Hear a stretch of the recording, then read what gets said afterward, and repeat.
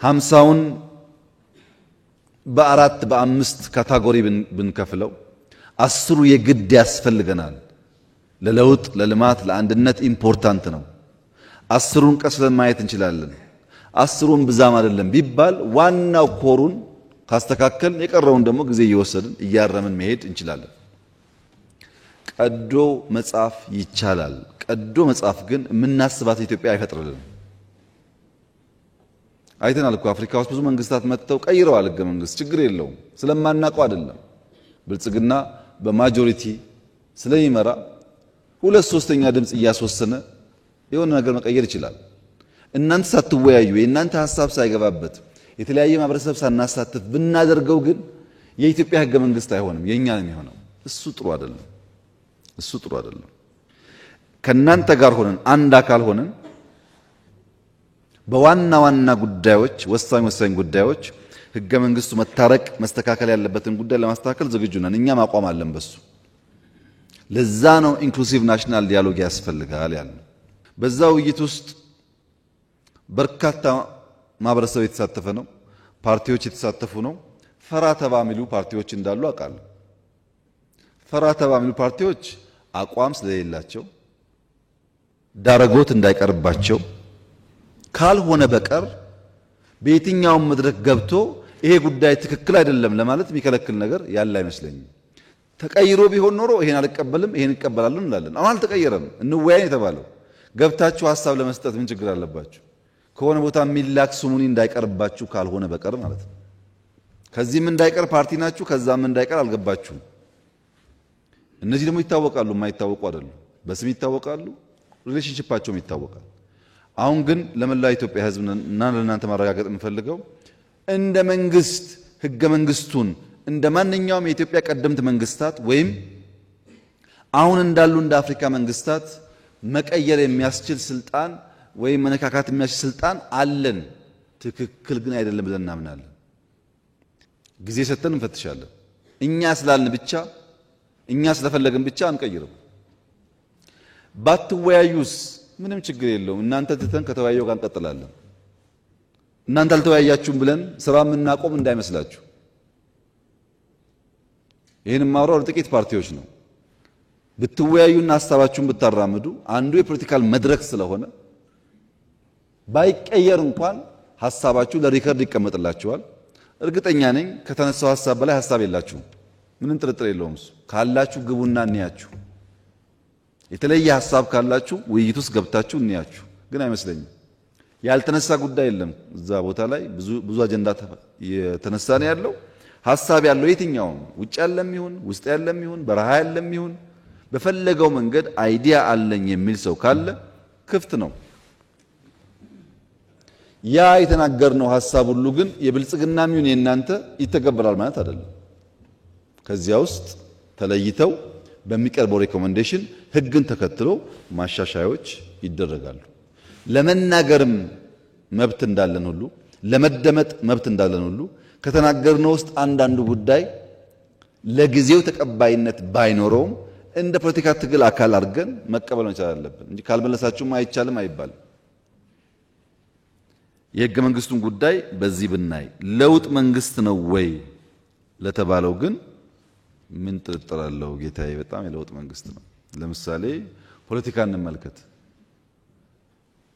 የዛሬ 8-9 ዓመት የሶማሌ የአፋር ፓርቲዎች መጥተው በኢህአደግ መድረክ ላይ በጉባኤ ላይ እኛ እስከመቼ ነው አጋር ምን ሆነው እኛ ኢትዮጵያ አይደለንም እንዴ አስገቡን ይላሉ። ኢህአደግ ደግሞ የለም እናንተ ገና ናችሁ ይላቸዋል። ዛሬስ የእንደርታ ፓርቲ ነኝ ሰባ እንደርታ ሲል ለምን እኛ ጋር ተቀላቀለም የሚል መንግስት ነው ያለው። ቶታሊ ይለያያል። ትናንትና የሚገፋ ነው፣ ዛሬ ደግሞ ነው አብረን እንስራ የሚል ነው። ለውጥ ነው ይሄ ራሱ ብልጽግና ለውጥ ነው። አሁን ባይገባችሁም እየቆየ ገባችኋል። እና ፖለቲካሊ የኢትዮጵያን ላንድስኬፕ ቀይረነዋል። አንደኛ ዲሞክራቲክ ኢንስቲትዩሽን ምርጫ ቦርድ፣ ሂውማን ራይት ኮሚሽን የመሳሰሉትን 100% ከመንግስት ገለልተኛ አድርገናቸዋል። 100% ለምሳሌ በቅርቡ ምርጫ ቦርድ 3 ሰዎች ተጨማሪ ሾሟል። ከፈለጋችሁ ጠይቋቸው። ሰዎቹን የተመረጡ የሃይማኖት አባቶች፣ የሀገር ሽማግሌዎች ነበሩ። መጥተው ሪፖርት አደረጉልኝ። የሆኑ ሰዎች ሊስት አድርገውልኝ ከዛ ከነዚህ ውስጥ ማንም መረጣቸው ስላቸው በአንድ ድምፅ 1 2 3 ብሎ ነገሩኝ። እነሱ ያቀርቡትን ሐሳብ 100% ተቀብያለሁ። አላቃቸውም ሰዎቹ። እናንተ ከመረጣችሁ እሺ ነው ያልኳቸው። በገቡ 3 ሰዎች ውስጥ ምንም ሚና የለንም እኛ። ሊስት አቀረቡ፣ 3ቱ ይሻላሉ አሉ። አሳማኝ በሆነ መንገድ ሐሳባቸውን አቀረቡ፣ ተቀበልኳቸው። ምርጫ ቦርድ እንደከዚህ ቀደሙ የብልጽግና ነው ቢባል እናንተ የምታምኑ አይመስለኝም። ሌላ ሰው ባያምን አይደለም። ሂውማን ራይት ኮሚሽን እኮ አይታችኋል። እኛ ደሞዝ እየከፈል 1001 ሪፖርት ሲያወጣ አንድ ቀን ለምን ብለን አናውቅም።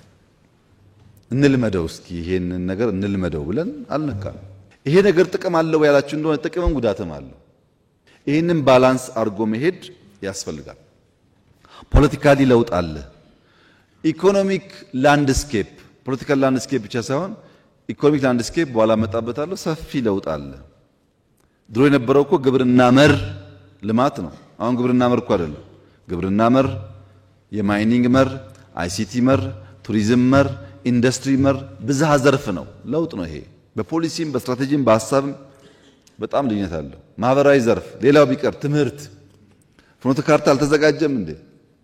የፈተና ስርዓት፣ የፈተና ክፍል ደረጃ አልተቀየረም? ብዙ ለውጥ እኮ አለ በሁሉም ሴክተር። ያ ስላለ ሪፎርም በራሱ ኢትዮጵያ ውስጥ የደርግ መንግስት ሲመጣ የኃይለ ሥላሴ መንግስት እንደ ስርዓት ማፍረስ ብቻ ሳይሆን በርከት ያሉ ሲኒየር አመራሮች ካልሞቱ በቀር መቀጠል አልችልም ብሎ በአንድ ጀንበር ገሎ ከሻለቃ በላይ ያለ ማንኛውም ሰው አያስፈልገኝም ብሎ አስወግዶ ነው ሬቮሉሽን የቀጠለው።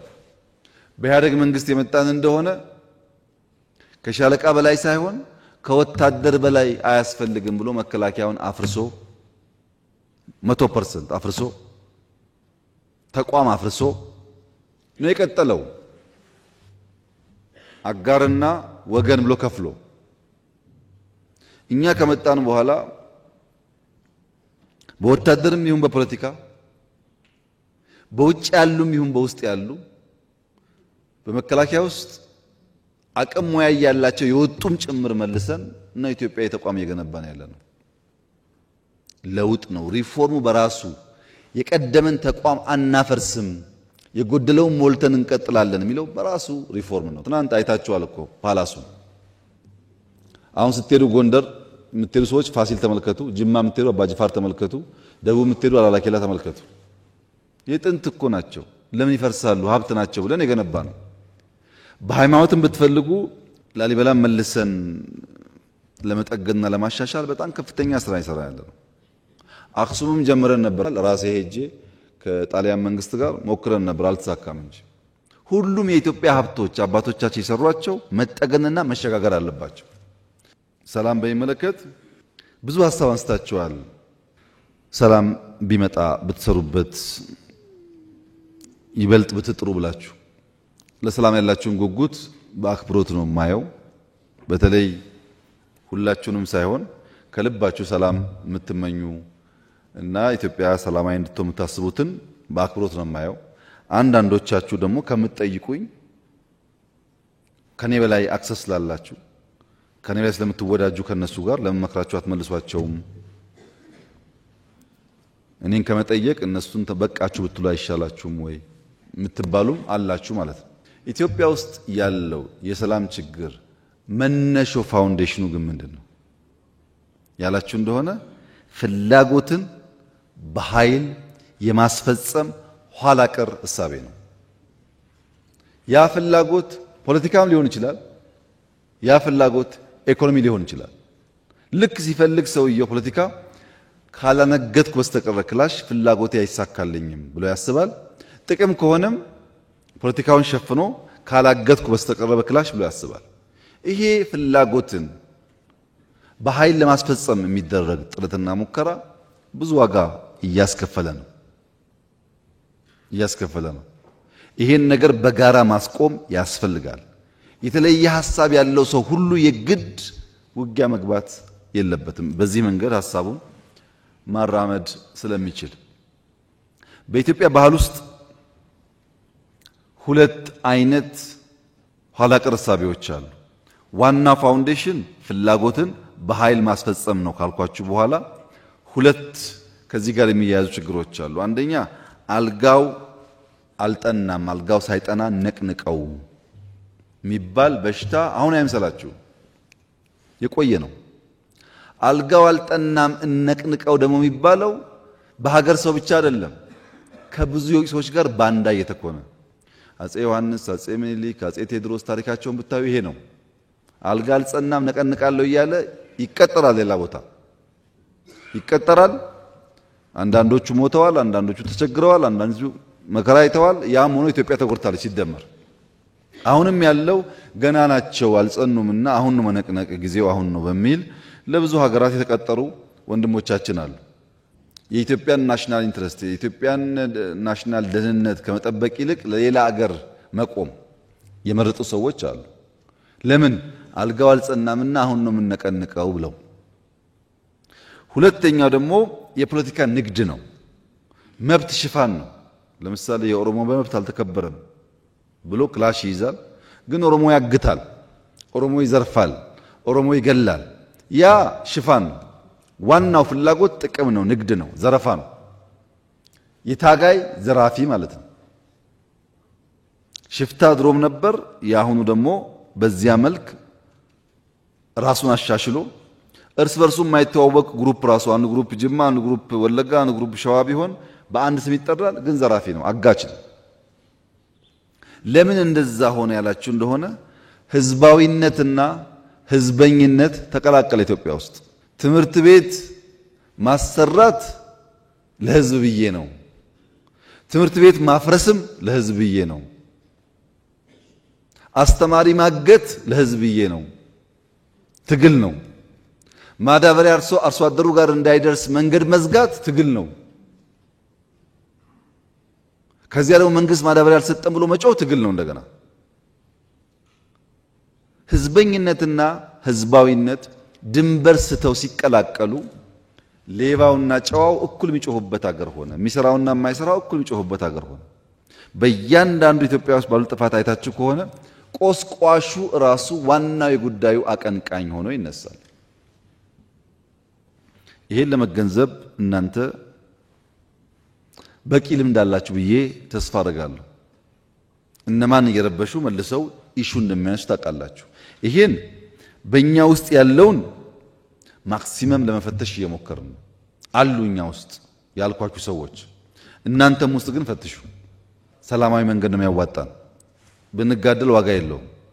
ጥቅም ፍላጎት ካለን ኢትዮጵያ ማልማት ነው የሚያዋጣን። በግል የምናገኘው ጥቅም ለጊዜው ነው አይዘልቅም ብለን የምናምን እንድንሆን 100% ይሄ ሁሉ ፖፑሌሽን በዚህ እሳቤ ላይ አንድ ማድረግ ባይቻልም ቢያንስ ፖለቲካ የምንመራ ሰዎች ብንግባባና በጋራ ብንሰራበት ለውጥ ሊመጣ ይችላል።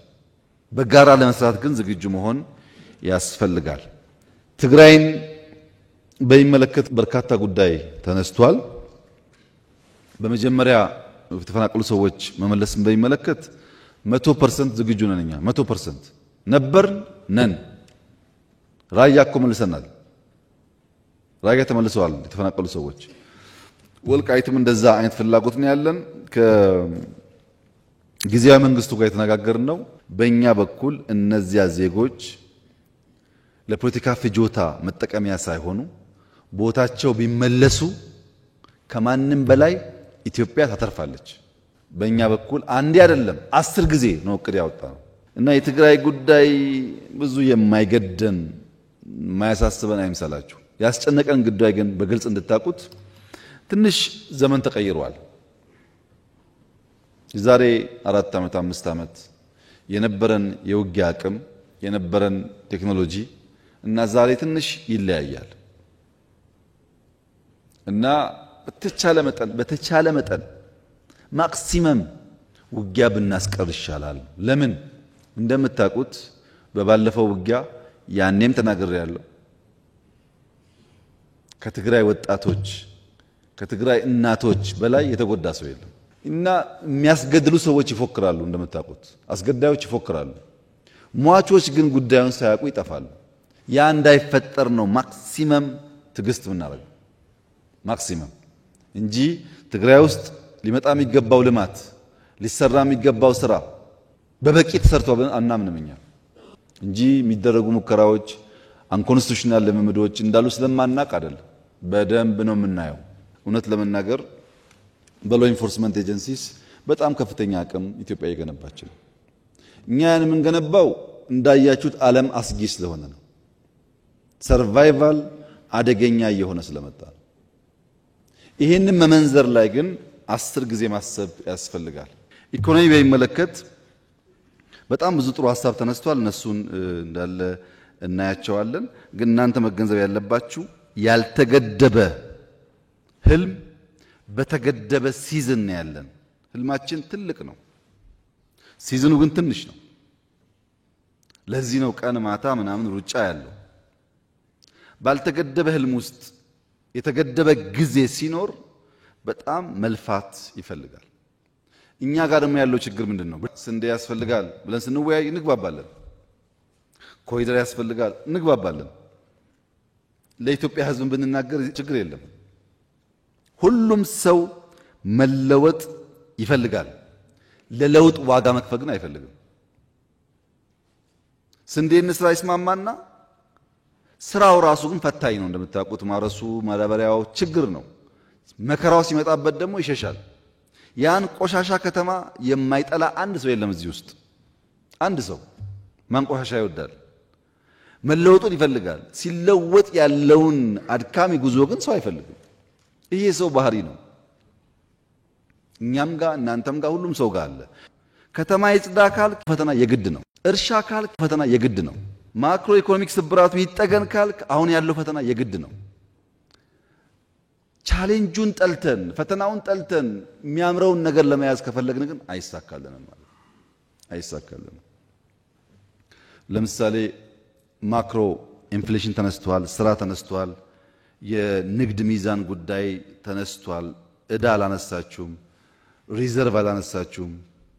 ለምሳሌ እህቴ ኢኮኖሚ ለስራለው ስላልሽ ከለውጡ በፊት በየቀኑ የኢትዮጵያ ሪዘርቭ ዲክላይን ያደረገ ትንሽዬ ችግር ብታጋጥም ምን ማድረግ እንደምንችል ወደማናቀበት ደረጃ ደረሰል። አሁን ከማክሮ ኢኮኖሚክ ሪፎርም በኋላ የኢትዮጵያ ሪዘርቭ ቢያንስ 3 እጥፍ አድጓል። ምን ማለት ነው ይሄ? ነገ አንድ ነገር ቢያጋጥመን ለተራዘመ ጊዜ የሚያቆይ ጉዳይ አለ ማለት ነው።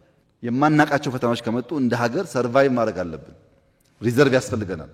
አሁን ያለ ሪዘርቭ በኢትዮጵያ ታሪክ ኖሮን አያውቅም። እኔ ከመጣሁበት ቢያንስ 3 እጥፍ ሪዘርቭ አድጓል። አንዱ ምን ፈልገው ይሄንን ነው። ሁለተኛ ኤክስፖርት፣ ባለፈውም ተናግሬዋለሁ። የኢትዮጵያ ኤክስፖርት ከ8 ቢሊዮን ያልፋል በዚህ ዓመት። ሌሎቻችሁ ምን ያክል እንደምታዩት አላውቅም። አሁን ላንቺ ነው የምናገረው።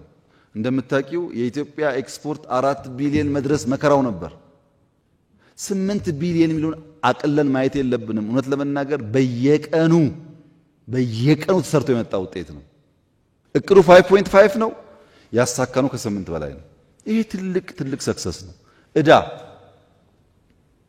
ታውቃላችሁ የዚህ ነገር እዳም እንደነበረ አሁን 13% ደርሷል። በእርግጠኝነት በሚቀጥሉት ዓመታት ከ10 በታች እናደርገዋለን። ለምን? እኛ ላይ ያረፈው ዱላ የሚቀጥለው መንግስት ላይ ማረፍ የለበትም።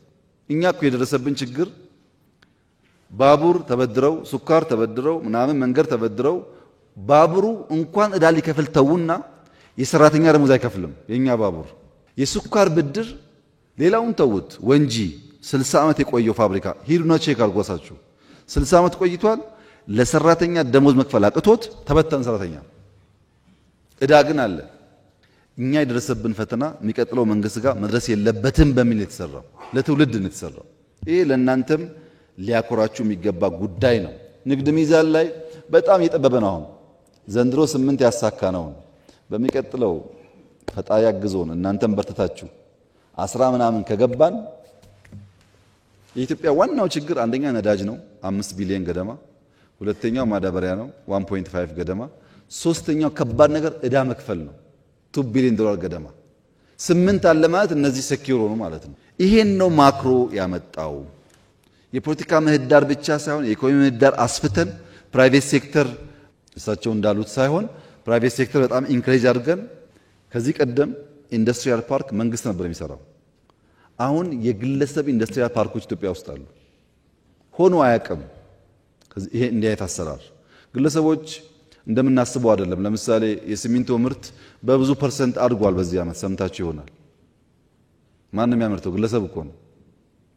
እና ግለሰቦች ብዙ ሀብታሞች የተፈጠሩ ነው። እነዚህ ሀብታሞች ብቻቸውን እንዳይወነጨፉና የተለየ ድጋፍ የሚያገኙ እንዳይሆኑ ጥንቃቄ አድርገን እንምራው እንኳን ቢባል ነው የሚሻለው እንጂ ፕራይቬት ሴክተሩ በጣም ሰፊ እድል ነው ያገኘው። ኢምፕሎይመንት በዚህ ዓመት ቢያንስ 4.5 ሚሊዮን ሰው ስራ ይዛል። ውጭ ሀገር ሌላውን ተውት፣ የሀገር ውስጥ ስለምትጠራጠሩ የውጭ ሀገር ስራ ስምሪት እኮ ግማሽ ሚሊዮን ሰው ልከናል።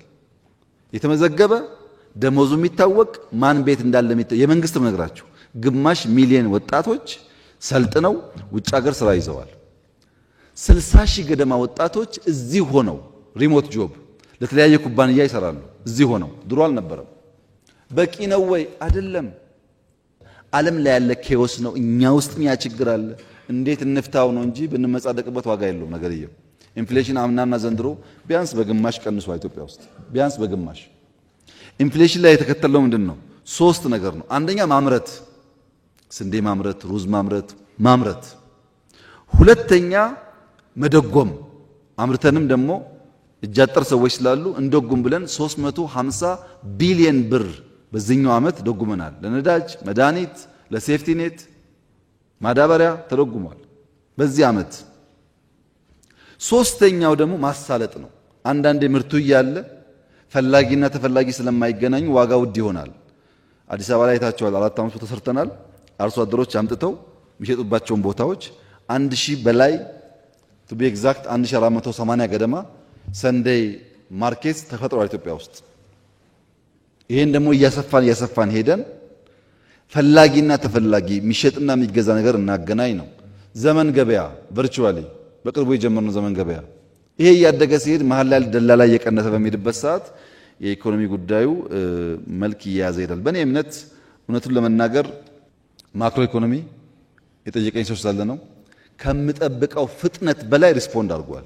አልጠበቅኩም። እኔ የነበረኝ ሐሳብ ለተወሰነ ጊዜ እንቸገራለን በኋላ መፍትሄ እናገኛለን ነበር ያልኩት ያኔ። ግን within a year ሪስፖንድ ያደረገበት መንገድ በጣም ተስፋ ሰጪ ነው። ካፒታል ማርኬት፣ ዲጂታል ማርኬት ጋር የተነሳው ጉዳይ እንዳለ ነው የምወስደው። የእህቴን ሌብነት በሚመለከት ብዙ አልሰራችሁም ላለችው እህቴ በሁለት መንገድ ብናየው ጥሩ ነው።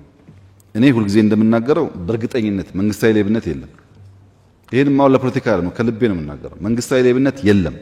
ነገር ግን ሌብነት እንደምታውቂው ውስብስብ ነገር ነው። ግለሰቦች በምን ደረጃ እንደሚያጭበረብሩ ድረት ነፍቶ መናገር አይቻልም። እኔ ሁልጊዜ የምናገረው በማህበር ተወያይተን በቃ አሁን ወርቅ 3 ኩንታል ነው አንዷን እንደብቅ አንልም። እንደዛ የለም።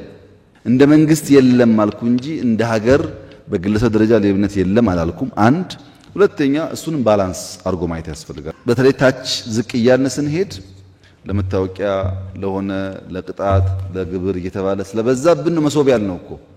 ግለሰቡ ጋር ዲል ማድረግ ስለማንችል ሲስተም እንስራ። ሰጪውና ተቀባዩ ካልተገናኘ ነው እንጂ ያ ነገር የሚሳካው በፍጹም ሰው ኦሪየንት አድርጎ ሰው መክሮ አሰልጥኖ አትስረቅ ማለት ብዙ የሚሳካ አልመሰለኝም። ለእናንተም ስትመጡ መንግስት ስትሆን ያስቸግራቸዋል። መፍትሄው ሲስተም ነው። አሁን መሶብ ተሰርቷል በየቦታው ሐዋሳ ላይ፣ አርባ ምንጭ ላይ፣ ጅማ ላይ፣ ባህር ዳር ላይ እናስፋፋዋለን ጀምረናል። መሬት ለምሳሌ እዚህ አዲስ አበባ ዙሪያ እስከ አዳማ ድረስ ኦልሞስት ፉሊ ኦቶሜትድ ተደርጓል እኮ። ድሮ በጂኦስፓሻል ማድረግ አይቻልም፣ አሁን ሆኗል። ያለ መፍታት መፍትሄው ሲስተም ነው። ሲስተም ጀምረናል። ያን እየፈታን እንሄዳለን። ሀብታም ኢንቨስተር በሚመለከት የኢትዮጵያ ቦታ መሸጥ የተባለው የኢትዮጵያ ሕገ መንግስት መሬት መሸጥ መለወጥ አይፈቅድም። ለውጭም ይሁን ለውስጥ አይፈቀድም። ከየት እንደመጣ ሐሳቡ አልገባኝ። እኛ የፈቀድነው በሪል ስቴት በሊዝ ቤት መግዛት እንዲቻል ነው።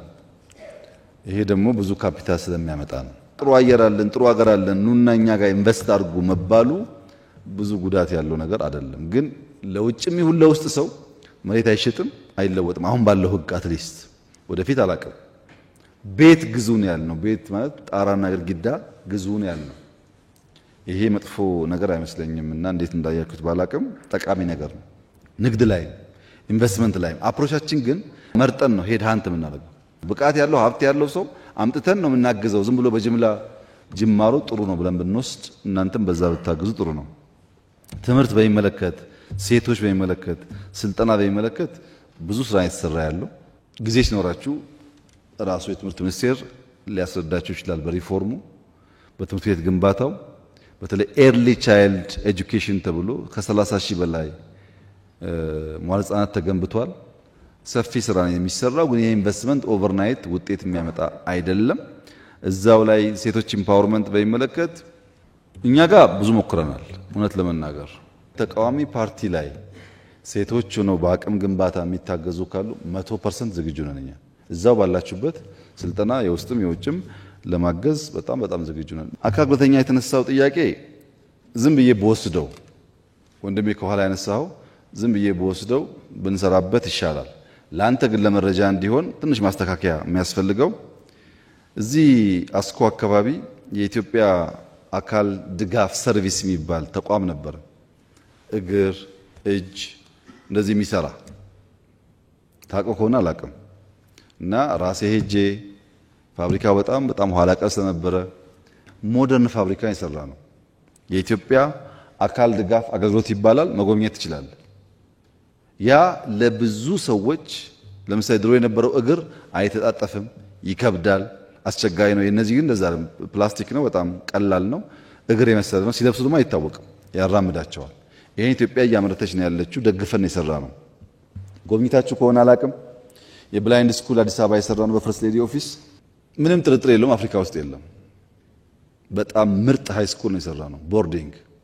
አሁንም 4 ገደማ ከውጭ ደጋፊዎች ጋራ እየሞከሩ ነው። አንዱን ሰሜን፣ አንዱን ምስራቅ፣ አንዱን ምዕራብ፣ አንዱን ደቡብ ለመስራት እየተሞከረ ነው ያለውና ሙሉ በሙሉ የተረሳ ጉዳይ አይደለም። ግን አንተ ባልከው ልክ ስላልሆነ እንፈትሻለን። እኛ በስልጣኑም በሌላውም አሉን የተወሰኑ ሰዎች አሉን። በቂ ስላልሆነ እንፈትሻለን። በሴቶች ልክም ባይሆን ማሳተፍ አለብን። ቁጥሩ እንዳልከው ቀላል ስላልሆነ ዲፕሎማሲ በሚመለከትና ቀይ ባህር በሚመለከት የኛ አቋም ለኤርትራም ለጅቡቲም ለሶማሊያም የሚጠቅመው ሰላማዊ ኢትዮጵያ ካለች የለማች ኢትዮጵያ ካለች ነው። የለማች ኢትዮጵያ ከሌለች ያው ችግር መሆኑ አይቀርም። ኢትዮጵያ ትልቅ ሀገር ናት። ትልቅ ፖፑሌሽን ነው። ትልቅ አቅም አለው። ይሄ አቅም ለጥፋትም ለልማትም መዋል ይችላል። ወደ ጥፋት እንዳይሄድ ወደ ልማት እንዲሄድ ወደ ትብብር እንዲሄድ በእኛ ዙሪያ ያሉ ሀገራት የኢትዮጵያ ሰላም ግድ ነው፣ ሰላም ካልሆነች እንጎዳለን ብለው ማሰብ ይኖርባቸዋል። ለዚያ ጥያቄው በህጋዊ መንገድ ተነስቷል። እያየነው ነው፣ እናየዋለን። እና እናንተም እኔም ለሰላም ቅድሚያ እንስጥ። የባህር በር ጉዳይ ፖለቲካ አናርገው። ይሄ አጀንዳ አይደለም፣ የህልውና ጉዳይ ነው። ኤግዚስት ማድረግ አንችልም። እንደ ሰው ማዳበሪያ ሲገባ ነዳጅ እየቆመ ነዳጅ ሲገባ ውሃ እየቆመ የሚባል አይነት አካሄድ ኢኮኖሚ እያደገ ሲሄድ ስለማያዋጣ እነሱ ልክ እንደኛ ማሰብ አለባቸው። እዚህ የኛ ምርጫ ሰላም ነው። በቢዝነስ ህግ ሊፈታ ይችላል እናስባለን። መጨረሻ መቋጫው የኢትዮጵያ ተፎካካሪ ፓርቲዎች ማወቅ ማመን ያለባቸው ነገር የኢትዮጵያ ህልውናና ሶቨርኒቲ ስጋት የሆነበት ዘመን አልፏል። እንኳን የመንደር ጎረምሳ ማንም ኢትዮጵያን በኃይል ማንበርከክ አይችልም። አሁን ስጋት መኖር የለበትም። ኢትዮጵያ አንድ ናት፣ አንድ ሆና ትቀጥላለች። ኢትዮጵያን ለመበተን ኢትዮጵያን ይፈልጉ ነበር ላለፉት 100 ዓመታት። አሁን የሚፈልጉ ሰዎች አሉ። እነሱ ይጠፋሉ፣ ኢትዮጵያ ትቀጥላለች። ምንም ጥርጥር የለውም። ይሄ በዛም ወገን ይሁን በዚህ ወገን ኢትዮጵያን ቀንሳለሁ፣ ቆርሳለሁ፣ አስቆርሳለሁ የሚል ኃይል እሱ እየፈረሰ ይሄዳል እንጂ ኢትዮጵያ ምንም አትሆንም። ምንም ከዛ አልፋለች። አሁን ብልጽግናዋን በሚመለከት ቅድም እንዳነሳሁላችሁ ጅምሮቻችን ተስፋ ሰጪ ናቸው። በከተማም በገጠርም ብዙ ተስፋ ሰጪ ጉዳይ አለ። እድገታችን ይጨምራል፣ ኤክስፖርታችን ይጨምራል፣ ገበያችን ይጨምራል፣ እንደ መንግስት ያለን ቁመና ይጠናከራል። የተሻለ ዴሞክራሲያዊና ኢንክሉሲቭ ከባለፈው ምርጫ የተሻለ ኢንክሉሲቭ ምርጫ ኢትዮጵያ ውስጥ ይካሄዳል። ይሄን የማይፈልጉ ሰዎችስ አሉ፣ ይኖራሉ፣ ይጮሃሉ፣ ይሳደባሉ፣ ጎፈንድሚ ይሰበስባሉ። እኛስ ኮሪደር እናለማለን፣ ስንዴ እናስፋፋለን፣ ህዳሴ እናስመርቃለን፣ ምርጫ እናካሂዳለን። ይቀጥላል ማለት ነው። ኢትዮጵያ ትቀጥላለች። የሚጮህ ድምጽ፣ የሚሳደብ ድምጽ፣ ተስፈኛ ድምጽ ሁሉ ይጥፋ ብላችሁ አታስቡ። እነሱ ይሳደቡ፣ እናንተ ስሩ። እኛ የምናደርገው እንደሱ ነው። ታሪክ እንዴት ይመዘናል እናየዋለን፣ ችግር የለው። መስራት የሚፈልጉ ብቃት ያላቸው ሰዎች ከእናንተም ውስጥ እንዲበዙ ነው የምንፈልገው። በስተው ተባብረን ኢትዮጵያን እናጽና፣ እናልማ። በሐሳብ ካልተግባባን ችግር የለውም፣ ችግር እኮ የለውም። እንከራከራለን፣ እንጨቃጨቃለን፣ ግን ኢትዮጵያን በጋራ እናለማለን። በዛ መንገድ እኛ ዝግጁ ነን። ምህዳር እንዲሰፋ እኛ የቸገረን አብረን እንስራ ስንል እኛ ጋር እየሰሩ ሽፍታ የሚያግዙ ነው አስቸጋሪ ሆኖ የምናገኛቸው። ኢንክሉሲቭ ናሽናል ዲያሎጉን በጋራ እናሳካ፣ ትግራይን ጨምሮ። ለማንም ጠቃሚ ነገር ነው። ባይሆንስ መሆኑ እኮ አይቀርም ነገርየው። አንተ ትቀራለህ እንጂ ነገርየው ይሆናል። ከምትቀር ሐሳብህን አስደምጠህ ከምትናገረው 10 2 3 እንኳን ተቀባይነት ካገኘ ድል ነው ማለት ነው። በዚያ መንፈስ ሁሉም ሰው በንግግሩ ይሳተፍ። በሚቀጥለው ምርጫ ተጠናክራችሁ ተሰባስባችሁ ማክሲመም ድጋፍ እናደርጋለን። አብረን በሰላማዊ መንገድ እንታገላለን። አሁን ደግሜ ማረጋግጥላችሁ ነገር ባለፈው ብያችኋለሁ። አብላጫ ሲት በፓርላማ ካገኙ እመኑኝ 97 ኢትዮጵያ ውስጥ አይደገምም። አመስግነን ሰተንም እንሄደውኛ አይደገምም እሱ። እናንተ ግን አሁን ባላችሁበት ሁኔታ ያን ነገር ማሳካት ስለሚያስቸግር ሰብሰብ ማለትን እመኑ። 10ም አገኙ 20ም አገኙ እኛ ካሸነፍን አብረናችሁ እንሰራለን። ካሸነፋችሁ እንሰጣችኋለን። በምን? በሰላማዊ ምርጫ። ወይ ተሸነፋችሁ አብሮ ለመስራት ተዘጋጁ፣ ወይ አሸነፋችሁ በሰላም ለመቀበል ተዘጋጁ። ከዚህ ውጭ ያለው ምርጫ ብዙ አያዋጣም። ኢትዮጵያ አሁን በሽፍታ በክላሽ በመናምን አልፈናል። ከዛ 100 ዓመት ቢታገል ማንንም በክላሽ አያሸንፈንም። 100 ዓመት ጥቅም የለውም። ከመጡስ እንቀበላለን። ለምን? ለኢትዮጵያ ሰላም ሲባል። ቤኒሻንጉል ተቀበለናል፣ ታውቃላችሁ። አፋር ተቀበለናል። አልመጣም ካለስ በጋራ ሆነን እኛ በህግ እንታገል። እዛም እዚህም አንቁም። የሚያዋጣው በጋራ ሆነን ኢትዮጵያን ብናበለጽግ ነው። ይሄን ካልኳችሁ ከሰጣችሁን ኢንፑቶች አቶ አደን ብዙውን ፖይንት ይዟል። በመንግስት ደረጃ የሚታዩትን አብዛኛው ሚኒስትሮች ከየትኛውም ፓርቲ ቢሆኑ ይዘዋል። በየዞኖቻችሁ ያሉትን ችግሮች ከክልል አመራሮች ጋር እነጋገራለን። ማክሲመም ለመፍታት እንሞክራለን። የጎደለ ደግሞ ካለ በሚቀጥለው ስንገናኝ ተወያይተን እንፈታለን። በዚሁ